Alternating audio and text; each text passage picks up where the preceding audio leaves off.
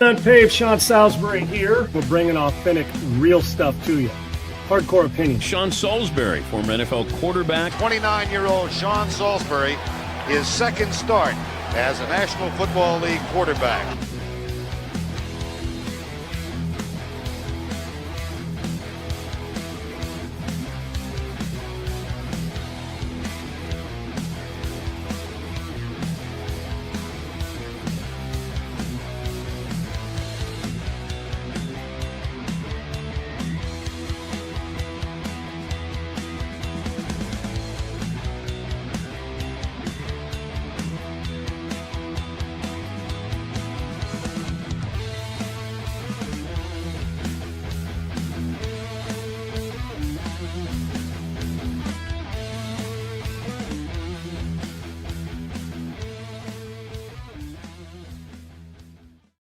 All right, welcome into UNPAVED. I'm Sean. Adam Sager along as well at Sean Unfiltered at Adam G. Sager on Twitter. Great to have you with us. We're one step closer to the Final Four and another day closer to the Masters, which is, what's that, 8-9 days away? Yep. The women's amateur will play their final round there tomorrow, the top 30 players. What a treat for them. Great to be with you guys today. You know, Segs, it's been a while since we got to an off season and head into a draft in the National Football League where we looked and said, you know who's had a really good offseason and seems to be headed in the right direction? Other than hiring a coach. You know, when Gruden was there, we thought that was a good hire. And then you went out and got Pete Carroll. We thought it was a good hire. And now you've got, Clint Kubiak. But they're making decisions that seem to be important towards an immediate future. And I know we'll talk Kirk Cousins added. I think this is a brilliant move because don't be all the numbers. It's an $8.7 million deal with an option next year with all the other money to protect it. But he protects you just in case your first pick isn't ready. So I'm really looking forward to this. But the Raiders and Cousins there, that if the Raiders, they're still a ways away, but there are some things where we're not looking at them like they're out of their damn mind going forward, sakes. Yeah. And there's some good players in this draft for them. I think it's pretty obvious who they're going to draft first, but I think Cousins is the right guy to have as a backup that can also start for you. It's a good insurance policy with a guy who put up numbers. Yeah, you talk about how good of an offseason they have. Let me ask you this as a Raiders fan, and if we got any Raiders fans in the comments, feel free to give your thoughts as well. Would you feel better? Would you feel like, okay, I feel better about the future if they had those 2 first-round picks from the Max Crosby trade and they were able to, bring in another first-round pick next year? We know they're loaded after this year. Would you feel better if they had that pick? It's a great question, and it's also said the reason it's one of those things you really want to contemplate is knowing they shouldn't be that good this year, or great improvements, but not a playoff caliber team. So you'd say, wouldn't it be wiser to move forward with that? Then I say, okay, 2 years from now, is it one in the hand, 2 in the bush? Is it the fact that these two guys, and over the last decade, and I'm not putting it on this, it's not fair for us to put it on this regime, but it feels like the Raiders always have seemed to reach in the first round for guys, right? Now, they didn't with Brock Bowers, but they're always a guy you might have got at the 40th pick, they drafted 24. That's been the Raiders' MO. They get a hard on. They're the perfect team for a combine freak in the past. Yes. The distant past was find me a cast off and I'll turn him into a player. That's when the Raiders were good. And when I say cast off, a guy like you go way back to when I was growing up with the Ted Hendricks and all those great players. And then you can move forward and say, okay, even in Rich Gannon's era, a teammate of mine, Rich revitalized his career after shoulder surgery from Minnesota, Washington to Kansas City. And as good as Elvis Gerbach was, Rich was really good. And he had Paul Hackett there. And then he left and went with Gruden to the Raiders. And not a cast-off, but, people were wondering, when's Rich? Well, Rich not only went there, became the MVP of the league and a phenomenal player. And I couldn't have been more proud. The way he went from a guy with eyes in the back of his head and could move to a pro pocket, throw the ball on time. He was brilliant when he got to the Raiders. And the Raiders ended up in a Super Bowl. And largely because Rich Gannon was one hell of a football player and was able to adjust his career as he went on. So they went from that type of group to let's get a hard on. And with the second we see some, and I use this in terms of a stripper that's got great cosmetics, but you wonder, okay, oh, but she's going to medical school. Let's draft that. She walked into the room, looked great as she walked across the floor, but and I'm not, people say, well, you can't, I can talk however I want about it, joking. You get the analogy, Segs. Yeah. That, or the hottest girl at the dance, but you weren't sure she had a brain, right? Or you can flip it to the dudes. I don't care if you're a girl, say, make it about the guys. Well, I don't date guys, but then again, it's 2026, plenty may. But point being is that they got caught up in, if you ran fast, if you could jump high, if you could make that one splat, they were more into the, well, we talked about yesterday, the great off-schedule stuff as opposed to the consistency of being a good player. And then you start to creep back in that, you get a Max Crosby, you draft a Brock Bowers, but the sum was not near as good as some of the parts. So for me, Segs, I'm always that guy that's holding on to last to first. Now, it's not going to happen with the Chiefs and the Chargers. That's too right. brutal. It's a brutal division. But I'm always holding on to that. So what gives me a better chance to win the next 3 years? Max Crosby or two guys I don't know if they can play yet. I want Max Crosby, and I think that's a little bit of the veteran in me that I think a team like the Raiders need a guy that'll kick you in the balls and say, let's keep this thing. This is how we're supposed to play. And I'm also just the Max Crosby fits what I've always looked at as a Raider that I always wanted to be a part of, right? So I'm going to say, Segs, that this money-wise and building for the future, you'd say, well, give me the draft picks. But I'm not always sure first-round draft picks work out, and we've been a little scarred with the Raiders. I know who does work out, meaning who's going to work out. I know who's going to play well, Max Crosby.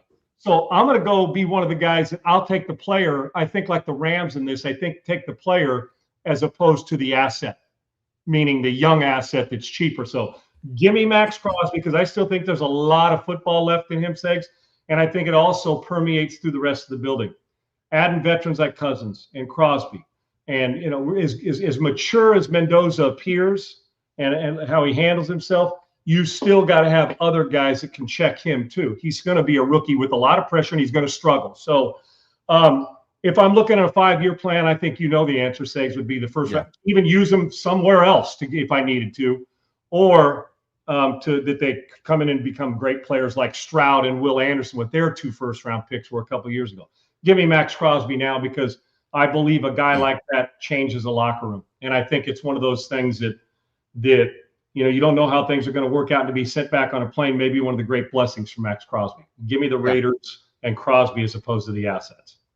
Yeah, definitely that last point. He'll definitely play with a chip on his shoulder, and he has that now from the Baltimore Ravens. You mentioned it. Kirk Cousins signs with the Raiders. It's essentially a 1-year, $20 million deal. Now, the Falcons are paying $8.7 million of that. His salary this year with the Raiders is $1.3. He'll get $10 million guaranteed on the 3rd day of the league year next year. He'll get that $10 million, and then most likely after they draft Mendoza, they'll cut him and he'll move on to his next team. They do hold a 2-year option after the first year at $80 million.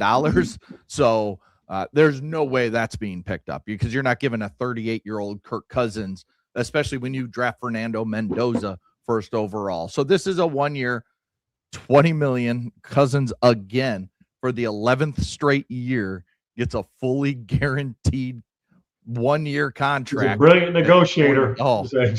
And with this, he also passes Tom Brady for career earnings. Think about that. Kirk Cousins is going to make more in the NFL than Tom Brady. Also, it reunites Cousins and Kubiak from their time in Minnesota. And then the interesting part of all this, I think it's a good move to bring him in, even as a veteran. But GM John Spytek from the Raiders spoke last week, or this week, I think it was, earlier this week, that he likes to not have rookies start. Game 1, snap 1. That's not his style. So he said, we're going to add some depth to the quarterback room. Boom, here comes Kirk Cousins. Do you like the idea that Cousins comes in and is going to start for, we don't know how long, until Fernando Mendoza gets his chance, or do you want to see Fernando Mendoza get that start week 1? Because I know we've talked a lot in the past about this, but having Kirk Cousins, I think, changes things a tiny bit. Where do you stand on that with Kirk Cousins and the Raiders? Segs, and if get back to that guaranteed money, if that $80 million you were talking about, if Cousins is still there collecting that, Fernando Mendoza either has been injured harshly or he's a bad player. Yeah. Not that Cousins isn't, because you're going to want to crowbar him in anyway, meaning Mendoza. Exactly. Now to the next one. And yeah, Jared, Nando was born ready. I like Nando, as we've given him that name. Segs refuses to call him Nando, but I'm calling him Nando. Anyway, I'm going to make this real simple, as I've said it before. And I remember saying this with our guys with Big Cat and the group on PFT with their show a handful of years ago. And they're like, I said, I'm not worried about a player's feelings, Segs, when it comes to who I play and who I don't. I'm not in the feel-good business. I'm in to play the best player. Well, what if you hurt his confidence? Then I shouldn't have drafted him in the first place. If I've done all my due diligence on the first pick of the draft and there's more ifs than not, and you draft him, you're a dumb son of a bitch. Just leave it at that. But if you go into it and the check mark's on the good side and you got one if, experience and reps, and the team's got to grow with him, I get that. But if I'm going down to check, well, does he study or go through these, and you haven't vetted that, and you draft him and you all of a sudden he throws Peyton Manning type picks his rookie year, 28 I think it was his rookie year, and goes into the tank, guess what? Then shame on the Raiders for not doing their due diligence about that. Okay, and anybody worth their salt. Some of us couldn't overcome it as well. The ones that can, it's the failure isn't a life sentence for them in a game. They move on. It's a tough thing to do, but it's because the expectations, we have given unreasonable expectations on first-round draft picks, Segs, especially at quarterback. And now when you're the first pick, you know what those expectations are going to look like. For me, I want to play the best player. Well, Sean, don't you want him to grow into the position? No, I don't want him to grow into the position unless Nando wins the job. All right. Now you say, well, how's he win the job? Well, you give them both equal reps in the off season and training camp, and let's get it on.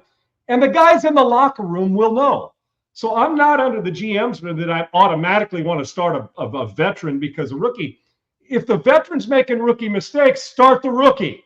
You drafted him first, your expectations, let's go. And Kubiak's always been friendly for quarterbacks with his play action, and the Kubiak family has always been able. Matt Schaub was a 4,000-yard passer and a Pro Bowler. They just look what they did with Sam Darnold after getting from Minnesota. Kubiak's really good at that. That family and DNA is.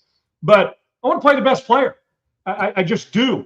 Look at the difference in if Minnesota would have kept a veteran backup and allowed McCarthy to grow when he was ready, Segs, regardless of injury, but ready mentally, physically, and emotionally. But I'm not worried about, well, what if his feelings are hurt and he's bitter? Screw him. He's under contract. You got to keep competing when you're ready. We'll know. So, but if Cousins is the better player, play him until he plays his way into it. And you say, well, Fernando, 2027's your year. Great. That means Cousins played his ass off.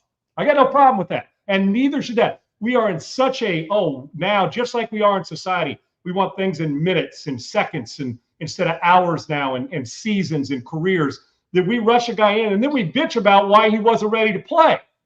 So I have a hunch Fernando Mendoza could handle watching Cousins play.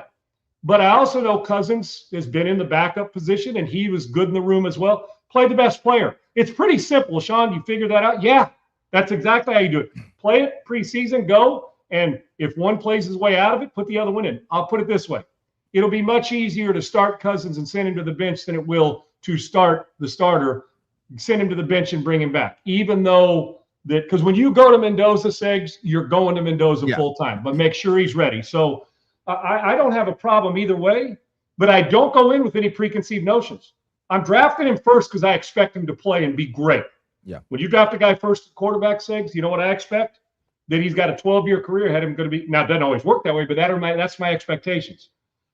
They didn't go get Kirk Cousins just for the hell of it, or they'd have got any swinging dick at quarterback just to go in and hold a clipboard and say, I'm here.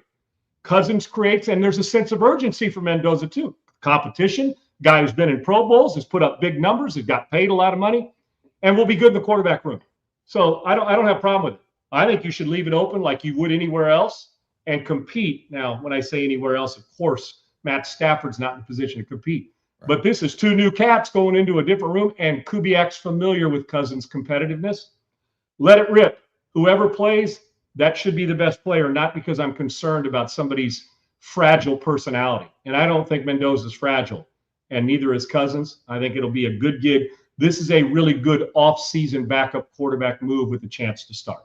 Yeah, I think we've always said, basically, when you're drafting a guy 1, 2, 3 overall, normally your team isn't very good. And that is the case with the Raiders. Now they've gotten better through free agency and keeping Max Crosby and now adding Kirk Cousins. But when you're drafting a guy that high, once he's ready, he plays. Like that's my thinking. Once if he shows you he's ready in week 3, I don't care how good Kirk Cousins is. If we're 0-3, but Kirk Cousins thrown 9 touchdowns, 0 interceptions, to me, you're putting Fernando Mendoza in. Oh yeah. Now, if I'm 3-0, Segs, if I'm 3-0 and he's thrown 9 touchdowns, and Mendoza, we think he's ready from the practice, he's still not playing. Right. Sorry, dude. You just have to take another week. What it is you're sitting there, you're going until the starter plays his way out of the position while you're hoping that he goes. Listen, the perfect storm for the Raiders would be, well, for them, it would be Cousins is a great backup, and Mendoza plays out of his ass and look like Stroud and Jaden Daniels did their rookie year. Ready. The next best scenario is don't rush him. Don't put it where it's like we're sitting on the fence. Sometimes he looks good. He's a rookie. We're not a real good team. The next best scenario is you start Cousins because you know he can handle it, and you continue to work him until Cousins either plays like a Pro Bowler and keeps the gig or plays his way out of it and gets back to the quarterback room and assists along the way Fernando Mendoza. The one thing you can't do, though, if you're the Raiders or any team in this position, is if Kirk Cousins starts game 1 and you go and you don't feel Mendoza's quite ready, and let's say Kirk Cousins is playing terrible, do not just force Fernando Mendoza in there because your guy is playing terrible. If he's not ready, you don't play him and you just keep playing Cousins, because there's no reason to throw the rookie to the wolves when he's not quite ready. That's when these guys end up busting out when they can't handle it and they're not ready. Such a great point by you, Segs. You know what Cousins becomes? He becomes your sparring partner. That if you're struggling and he's struggling, you don't throw the rookie. You say, dude, listen, you're 38 years old. You're a true pro. You're just going to have to play your way through this until he's ready. 20 million, man. Figure it out. And you know what? And you know what Cousins will do? He's not going to. He'll battle through it because all good players think I'm going to play my way out of this. Of course. And so you're 100%. If he's struggling, the team's struggling, and Mendoza's not ready, you don't just throw him in because he was the first pick of the draft. That's a good way to be the Raiders. Yeah. Screw it up. This has got to be different. And I can tell you this: Clint watched his dad as a hell of a coach for a long time. Quarterback friendly, be smart, play the best player. But you do not have to crowbar Mendoza into the starting position until he's ready. And you don't have to worry about Cousins either. He's been through enough of these starter, backup, getting paid, question, play well type of thing. And he's a really good guy to have. Segs, I emphasize this a lot. I can't begin to tell you, you know this, and you've heard me say it, is having if peaceful may not the right word, efficient, happy, joy quarterback room. Yeah. I was blessed with whether it was Wade Wilson and Rich, whether it was me and Brad Johnson and McMahon, whether it was me, Warren Moon and McMahon, it didn't matter. Whether it was me and Stan Humphries and Craig Williams, it didn't matter. When I was a rookie in the league with David Craig and Gail Gilbert, it went at SC, myself and Scott Tinsley and Rodney Pete, or myself, Rodney Pete, and Tim Green. It didn't matter. That quarterback room is so important because imagine, Segs, dating somebody, you stay in a relationship or married, but you can't stand them. Yeah. That you're going through that. It just takes away from everything you're trying to accomplish. And I know this, in those quarterback rooms, if it wasn't like this, then we fooled each other, but I believe it was. While we all wanted to play every year, the quarterback room was filled with guys that rooted for the other dude, because off the field we had beers together and laughed and enjoyed ourselves. And that'll be important, and the Raiders will adjust that. But you can't crowbar the first pick of the draft in just because he's the first pick of the draft. Simple. Yeah. All right. Speaking of first pick of the draft, I went ahead and did a mock draft this morning. We're going to look at we've been talking about where does Makai Lemon fall in this draft. And I went ahead and put one together and went through each pick. I've got a couple trades in there. Now, if you look at this, of course, I have Fernando Mendoza going 1. Let me pull it up here. Here it is. The Jets at 2. I had David Bailey. Now, I know a lot of people think Arvell Reese or even Sonny Styles, but to me, David Bailey, if you're the Jets, you want the best true pass rusher. I don't need a hybrid guy that Arvell Reese is, where he kind of plays back for us. Same thing with Sonny Styles. I want the best true pass rusher. And to me, that's David Bailey in this draft. Do you think that makes sense for the Jets at 2, or would you rather see an Arvell Reese or Ruben Bain or someone like that? No, Segs, the 3 things that I'm doing first, unless one of those, another player is dominant. I go like this, and it may be the wrong. Obviously, you're looking at the best players. I'm not going to take the 4th best edge rusher second, unless you're an idiot, when I don't need a quarterback or a left tackle. I always start with this, and I've told you this. I work inside out, both offense and defense. I just do. Now, offense is a little different, because if you get a guy like Randy Moss, you just get the best player. You just are. In this case, he's the best edge rusher, and the Jets are 10 players away from being 10 players away. I need the guy there that's not a project that we're teaching. I need a guy to come in and go get 10 sacks as a rookie. Exactly. And so I'm with you. And when we break it down, well, Sean, you want a 2-dimensional edge rusher? Yeah, that'd be great. But in truth, Segs, we're at the stage now. Myles Garrett's don't fall into your lap on a regular basis, where they can handle the run, they can play bigger, they can play smaller, they can get around you, they can run through you. You got to have a guy, and as a rookie, Segs, no matter how good you are, you're still mind's running 1,000,000 miles an hour, right? So you get the guy who, if you just lined up in the street and played ball, who gives me the best chance to go get the quarterback when me and you and the buddies are playing at the park? It's this guy, and he'll learn along the way. I'm with you. I was thinking about that when I saw your list and some of the things we've talked about. Give me the guy who's the best disruptor. I'll teach the rest of it. And he is right now in my mind.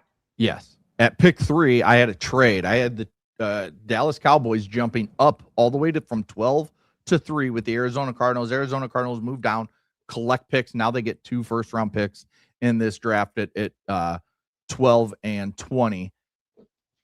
I have the Cowboys moving up. Now, if I were the Cowboys in this, I would take Ruben Bain. Knowing Jerry, he likes the splash plays. He likes he wants to make the big moves. Arvell Reese is a guy everybody loves. I think that would be more the type that Jerry Jones would see. Oh, he's a converted linebacker that's moving, that now plays edge, like Micah Parsons. So we get in our next Micah Parsons to pair with Rashawn Gary and Ezerike, who they got last year. So would you make that move if you're the Cowboys and trade up? Yeah, and I definitely, if I'm Arizona, I'll take 2 for the price of 1 in that situation, because you need more body, Segs. And here's what, and to kind of validate your point, now, who the hell knows what Jerry may draft a running back here. Who the hell? Honestly, I'm dead serious, Segs. Yeah. Would it shock you? Last time they picked a guy, I think 3rd or 4th, was Ezekiel Elliott, and Jerry. I mean, 4th. Who knows? Because that's the great unknown is him. He could pull that trigger and say, I like the splash higher. When we're at our best, Emmett was here. That you start to reason with yourself, or at least force. Right. You start to round hole, square peg with yourself. Yes, and here's why I think they do that as opposed to working interior-wise, Segs, is because they have, through trades, have got guys on the interior. You know what I'm saying? They went and got it. So, and the truth of the matter is, you'd love a guy like a Russell Maryland. Do you want an Aaron Donald? But as you work your way out, and is there a corner worthy of the 3rd pick of the draft? That answer is no. Is there a wide receiver? I guess you could crowbar that in, but they're good at that position. They're not going there. Tight end, same way. Is there an offensive lineman, which the Cowboys have also got? I start to go through. To me, Segs, it's defense, and it has to be for them. They're going to put up numbers, but you got to get stops. When the Cowboys are at their best, even back when they were winning Super Bowls, we always talked about the offense. You want me to run through the Russell Marylands, Darren Woodsons, the great player? Right. They were loaded. So for me, I do like it, and yours would probably be different than Jerry's, but you need a blatant removed, or a guy at the edge of the line of scrimmage, edge rusher that's a disruptive player. And when you think about value and what you're getting at it, I don't see anybody else on any side. Well, now you can reach and go get somebody bigger splash that you love. Right. But as far as what they need is exactly what we talked about when you got rid of Parsons. Well, you got rid of him only to do what, Six? You got to go draft somebody to replace him. or trade for somebody, and they went interior on the trade. Now they get picks. I would imagine the Cowboys are going to do everything they can to get a cheaper version of Michael Parsons, meaning less expensive because it's his first year in the league. Yeah, and then running through the next few, I've got Reuben Bain to the Titans. I've got Sonny Styles to the Giants. Gives John Harbaugh that Roquan Smith of his defense. Carnell Tate, the first wide receiver off the board, to the Cleveland Browns. And then Caleb Downs to Washington. Washington's a tough team to figure out. But then they're at 8 with New Orleans. That's where I have Makai Lemon. I think he fits well with Tyler Shough. He fits well with Chris Olave and that offense, Kellen Moore's style. I think he would fit perfectly there in New Orleans for Makai. Yeah, How do you like that? I got a couple of wideouts in the first 10 picks. When people keep saying Makai, you and I talked about this. Lemon at 18 or 20 felt too low to me. It just did, because he is and I can tell you what you're never going to be able to take out of the Lincoln Rileys in college or the Kellen Moores in the NFL is that ability to want to keep scoring. Segs. You just can't, unless they sat there and all of a sudden somebody like Reuben Bain dropped. Of course, you're just going to go get the next guy there.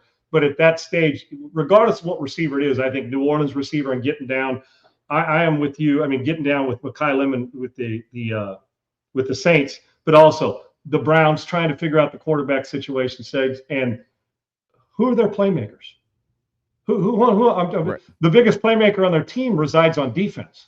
Yeah, that's the biggest playmaker on their team. So they have got to have somebody who they can pencil in the second he gets off the private plane after getting drafted and go either one. And I would imagine the order you have him in is probably, because we said Lemon's not going to be the third receiver taken. He may not be the first, and here you are. Yeah. So I'm with you 100% on that.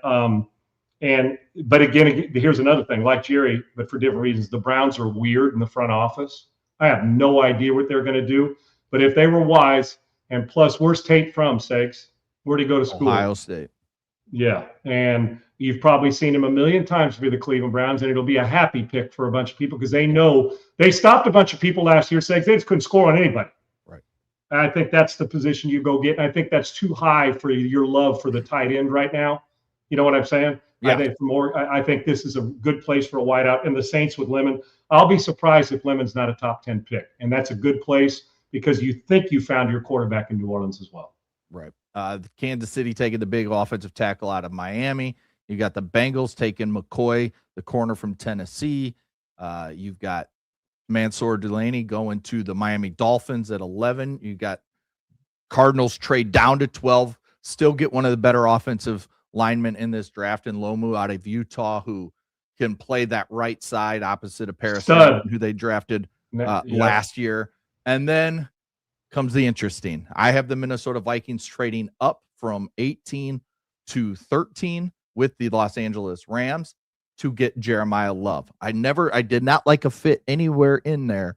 Now, yeah, if you want to say you want to shoehorn him in there with Tennessee at 4, okay, I get it. You want to, force him into 5 with the Giants, I get it. But I think those defenders have more value than the running back. So that's why I had Jeremiah Love falling.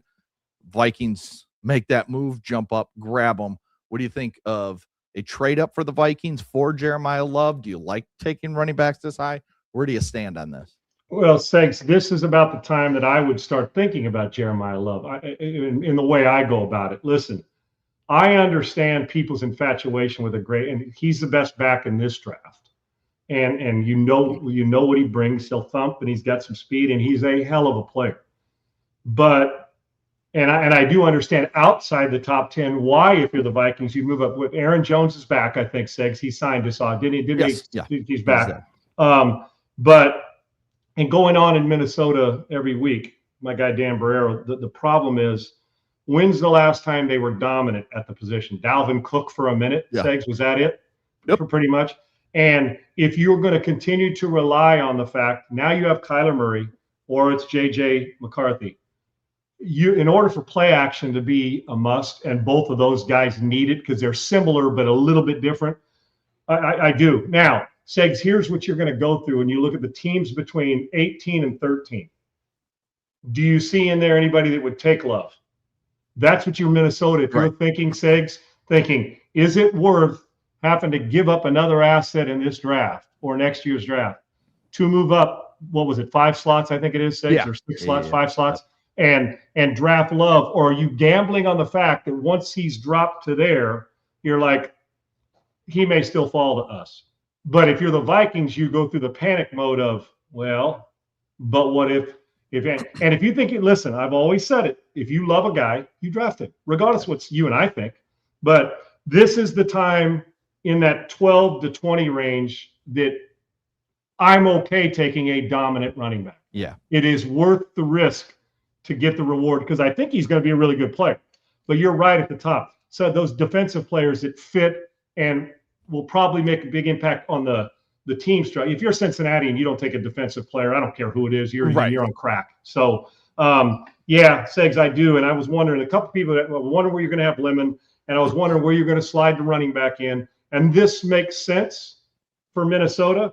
And it also makes, but I would imagine Kevin O'Connell's going to get a little more say in this one.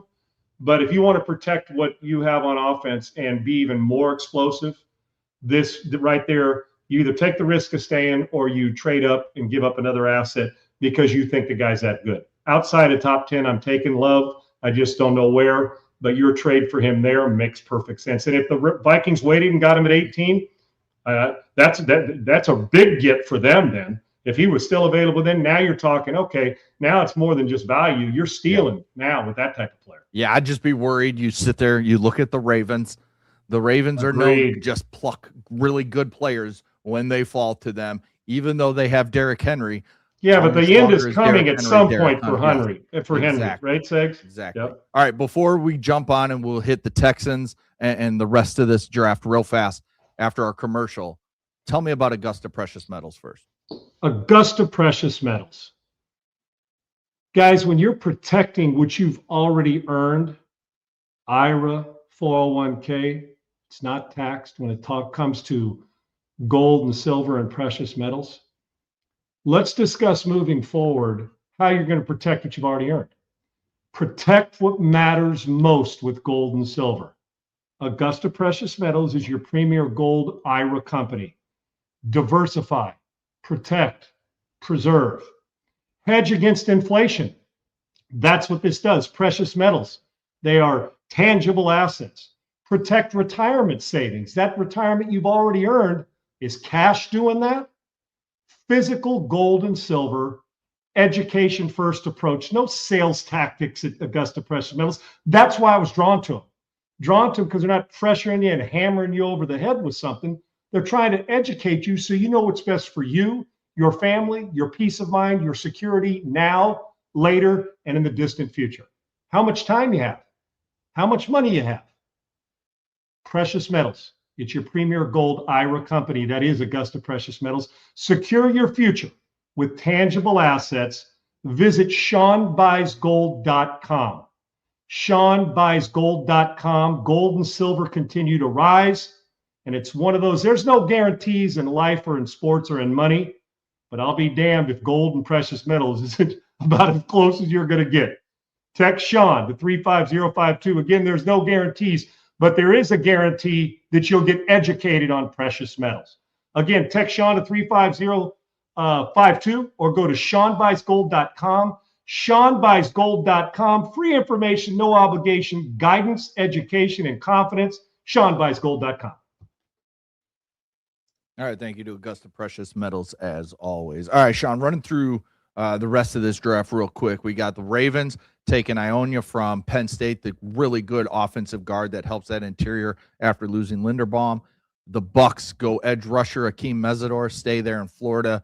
An older prospect, he's already almost 25, but a right-away pass rusher for you. The Jets get Jordan Tyson, the wide receiver out of Arizona State, to help Geno Smith, Garrett Wilson, Breece Hall as the weapons there. Lions lose Taylor Decker, bring in Monroe Freeland out of Georgia, the big offensive tackle. I think that's a great fit. Rams drop down, get more assets, take Spencer Fano, the big offensive tackle out of Utah. And then at 19, this is where I made that trade we talked about a couple weeks ago. This is where I see it fitting well in this scenario. The Texans move up to 19, take Kenyon Sadiq. They have to trade 59. I believe it was 28, 59, and a third, maybe it was next year, or a second. I can't remember the exact trade I had to make to get it done. But Texans move up, get that offensive playmaker at the tight end position for CJ Stroud for this offense. And I think this is a home run pick for the Houston Texans. How about you? I don't know how that pick fails. Segs, in watching this team closely and offensively, the reason the passing game is, aside from we've well documented, the last 2 years, the up and down struggles for Stroud past his rookie year. But in truth, Segs, what a lot of the conversation's been around here for the last couple of years, and it elevated a little in the pass game, was we got to produce more at the tight end position. You just have to. It's a position in this league now that can create a ton of mismatches. And I love, this is my favorite one. So, the Saints getting Makai Lemon's awesome, because you know how I feel about him. But to me, this one has nothing to do with just the Texans, but the fit, the athleticism, what it will signify. Don Schultz is a good player. He's a fine enough player. He can. But I don't just want one good. I need somebody that he's my bell cow tight end. I do. I need a guy that can do multiple things from multiple positions and stays on the field the entire time. And he's got some freak show in him as well when it comes to his athleticism. That position is just as valuable to the offense, I'm being honest with you, as a guy who comes in and covers the nickel corner, or quite frankly, a second disruptor on the defensive front. It just is. And what it will do with those other young players, that's the one thing. The Texans have good receivers, but injury here, 2 young rookies in their second year this past year, getting back to that, a tight end production, the Joe Mixon thing up. And so you haven't had the full group, especially with offensive line. This is as close as they'll be. You draft this guy. You get Tank Dell back, 2 Iowa State receivers. You've got Nico Collins. You add the tight end to it. You've addressed the offensive line depth. Now we're on to something. And what they've done, Seg, simple with this, is they've closed the gap from the defense is 10 times better than the offense to the defense is still more explosive, but you have brought that floor up. Now Stroud elevates and the offensive line protects. You got a tight end that could be a jaw-dropping performance with his ability. This is, and I compared it to this when we talked about it. This is the Bears taking Colson Loveland at 10, even when they had a good tight end in Cole Kmet, who's very serviceable, just like Dalton Schultz. But you get that explosion at that position, like Sadiq and Loveland bring. It helps your quarterback and it helps your receivers from seeing double teams. It opens up the outside for Nico Collins to get deep, because you have to worry about Sadiq in the middle of the field. It does so much for CJ Stroud that if he doesn't play well, if this were to happen and he doesn't play well, then he's not your guy. Right. And Segs, with this, one thing do you really need another tight end? Yes. Guard against, if you're a fan, saying, well, we got a pretty good pass catcher and a couple of decent ones. No, guard against. This is a position where if you have 2 really damn good ones, it's worth spending that pick or trading up to do this. It just is, and may end up being one of the great picks of the draft if it works out like you think it will when it comes to the trade. I mean, if they were able to pull that off. I really think that it makes a lot of sense for the Texans to forego. Truth is, his ability says higher up in this draft. Sadiq's ability. Trading 58. And again, I said I would trade 38 if I had to go higher, if I'm hearing something that the Ravens, let's say, are looking at them. If I got to jump to the Rams at 13 and I got to give up 38 and some other stuff, I'm doing that as well. I would go up as high as 13, 12 to make sure I get my guy if I'm the Houston Texans. All right, looking at the rest of this draft, I got TJ Parker to the Cardinals, so they add 2 line pieces after trading down from 3, which I love. 21, Ty Simpson to the Pittsburgh Steelers. I think even if Aaron Rodgers comes back, which is not at all set in stone because it's Aaron Rodgers, I think getting Ty Simpson at 21 is great value for the. This feels like the most blatant, obvious pick in this draft. Yes, I do. Yeah, unless somebody surprises us that wants to jump up or let's say the Rams trade down and they say, hey, we see the end in sight with Matt Stafford. Maybe it's time we get our young guy to bring him in, let him learn from Stafford for a year, maybe 2, and then boom, he's ready to go. That's the only other team I could see that it just makes blatant sense right now. Right. The Jets at 16.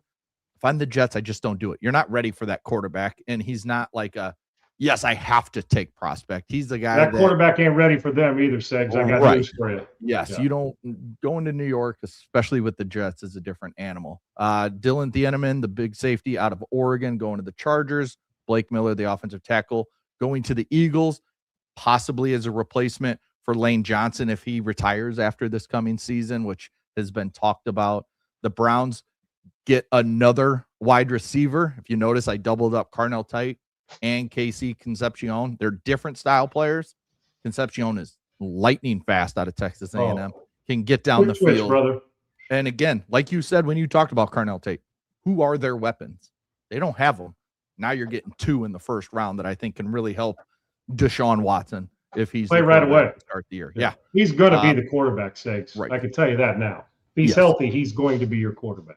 Bears get Peter Woods. Bills get Keldrick Falk out of Auburn, big defensive end. The Niners go Caden Proctor, who we all know from Alabama, 6'8", 350 something.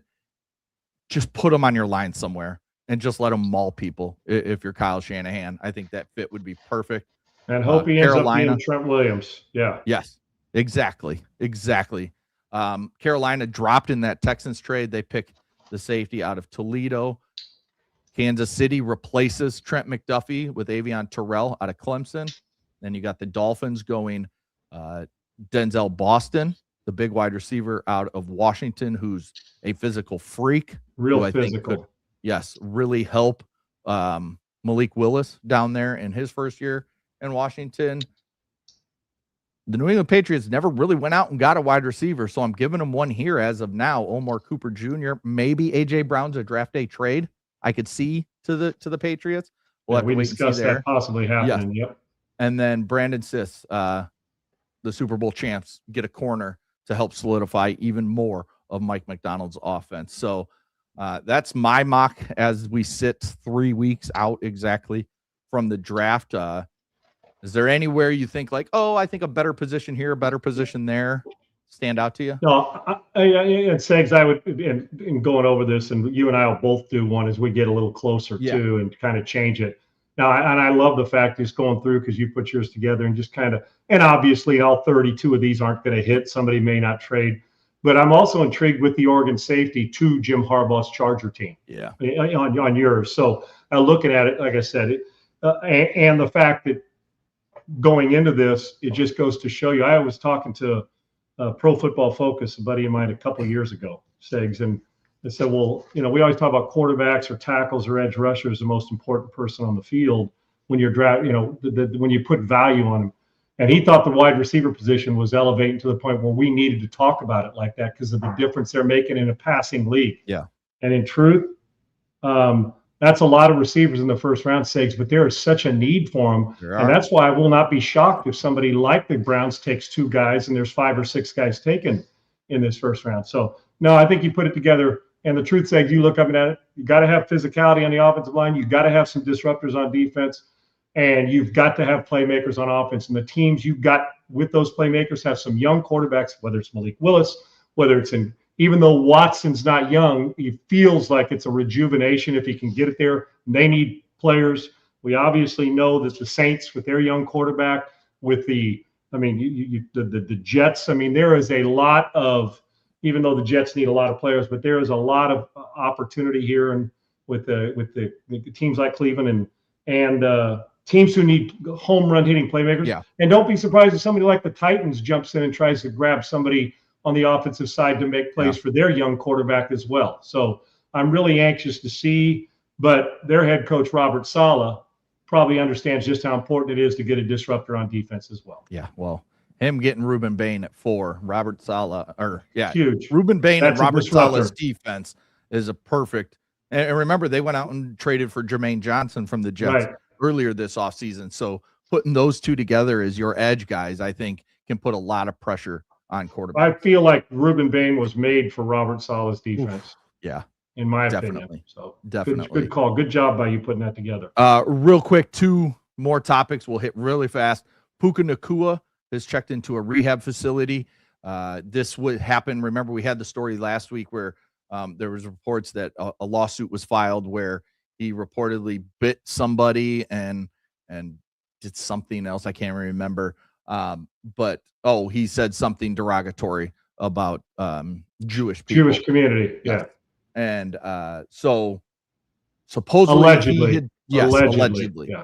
Yeah. Supposedly he had checked into this rehab facility before the lawsuit was even filed. So he's in trying to get rid of his demons, but he's still out every day. He goes and works out with Cooper Kupp and other people. So he's still putting in his work off the field and then going and taking care of himself in his facility every single day as well. So it's outpatient care for him. Yes. Not inpatient care. I was going to ask, because I had a pretty good idea, but am I missing something here? Is there any, to my knowledge, there's no substance issues here. Am I correct, Segs? Is this just mental health?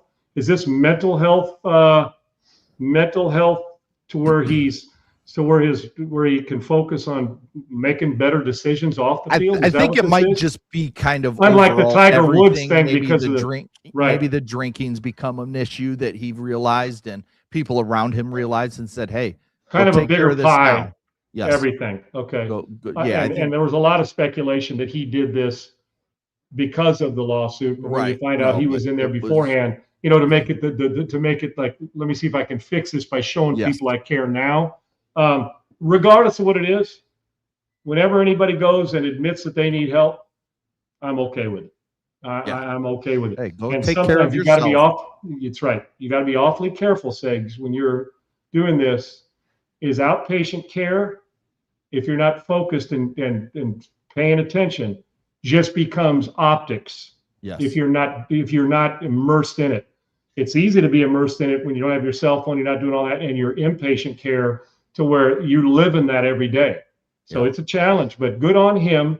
I can tell you this, the guy knows how to compartmentalize, because on Sundays, it doesn't look like anything's affecting his game. But more importantly, if those things alleged are true and the problems he's had, better now, because the longer you go, like anything else, the more it becomes an issue for you. And you can't get anybody right unless you're right. So good on Puka Nacua, and we'll see how this turns out for him, and hopefully gives him peace of mind. Because I can tell you this, on Sundays, it doesn't look like there's any distraction. But people carry demons around all the time and can compartmentalize, and probably seeking the peace that a lot of us want in our lives. So good on him.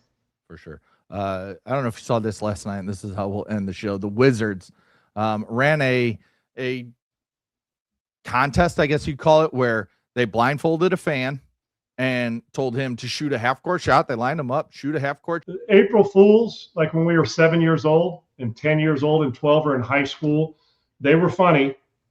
Then you quit wearing, what are those shoes that kids wear, that adults wear, that doctors wear, Segs, the Crocs?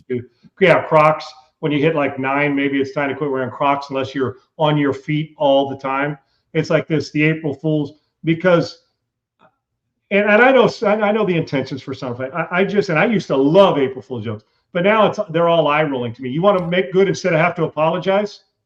Give him the $10,000. That'll be a good apology. Right. Put your money where your mouth is. Nobody. The season, the ticket's great. You get a jersey. Yeah, thanks. I'd give it back. Okay, I'll sign it and donate it to charity. But you want to do right instead of. And when you're going through these things, and what a good sport he was, Sigs, laughing and enjoying it.